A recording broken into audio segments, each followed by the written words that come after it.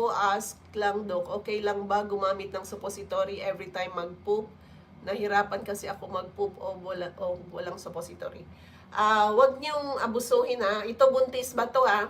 Basta pag buntis, wag abusuhin yung suppository kasi pwedeng mag-cause yan ng contraction din sa mattress. Yung contraction, magtitigas yung mattress na pwedeng makakos ng abortion, lalabas yung baby, or hindi pa sa oras lumabas siya, no?